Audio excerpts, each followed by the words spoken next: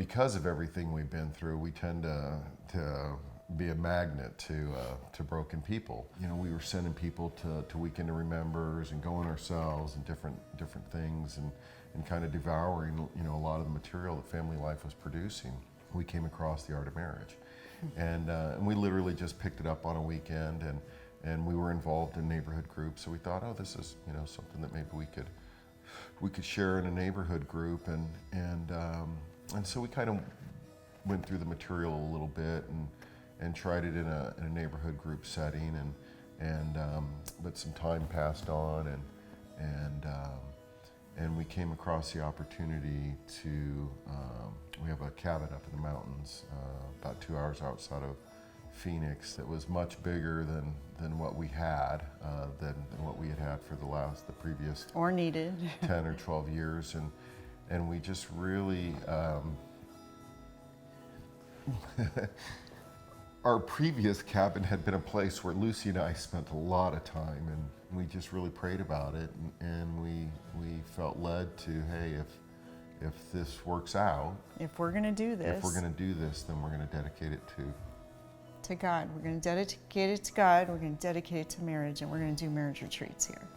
And that's going to be our primary focus. This is our fourth summer. We bring couples up for a beautiful full weekend retreat in the woods. And we have an incredible support system. And they said, hey, you focus on the couples and the material, and we'll do everything else.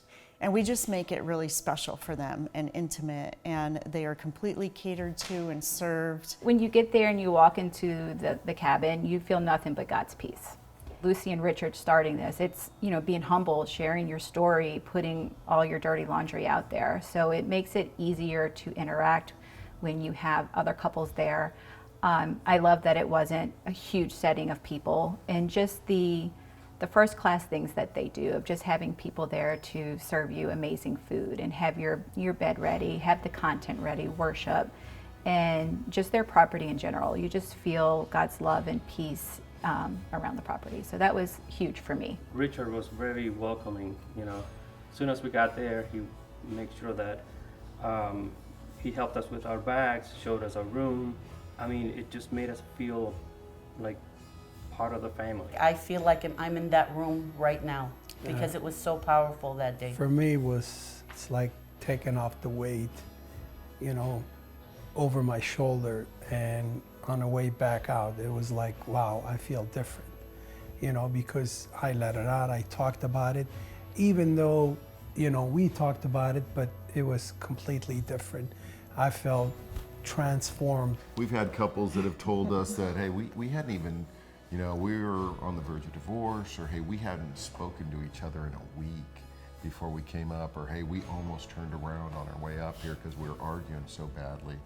But couples, a lot of times, especially ones that don't really know us, you know, they come in the door thinking, oh, here's, you know, I'm going to this church thing with, you know, these pastors or whatever they are. They got it all figured out. They got it all figured out and stuff, and then we, you know, Drop the bomb, and they're like, you know, but it creates that freedom of hey, man, you know,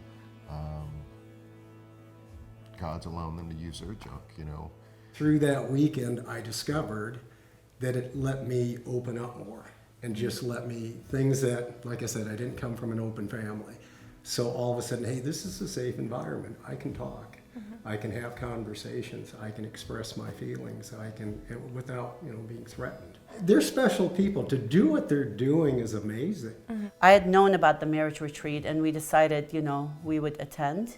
And he was out maybe, what, 8 months? 8 months. He had a lot of guilt because our son passed away while he was in prison. So I buried my son alone. Yeah, I had plenty of family and friends.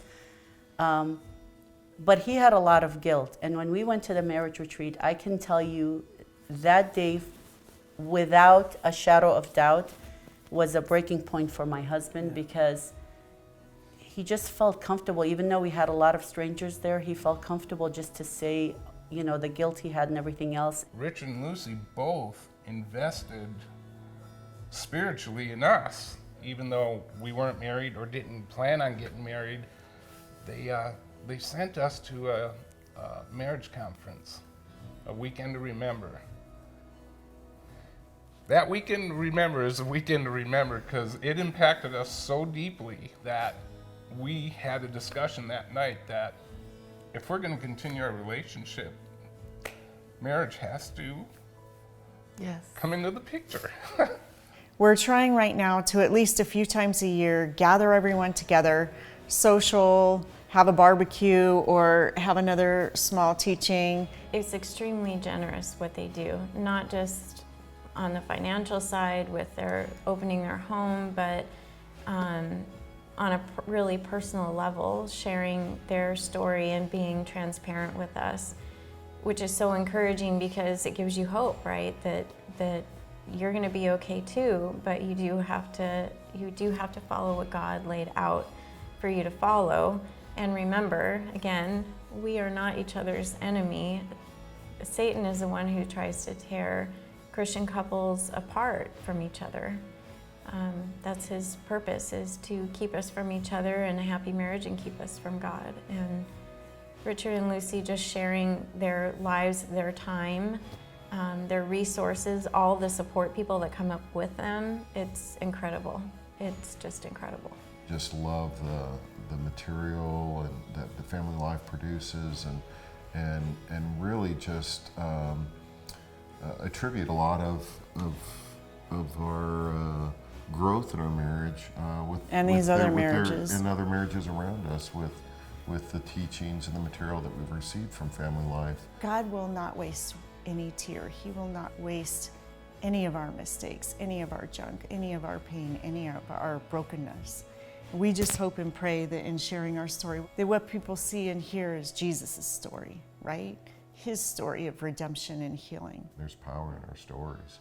You know, we all have a story, and you know, and if you allow God to use your story, it's amazing, you know, what He'll do with it.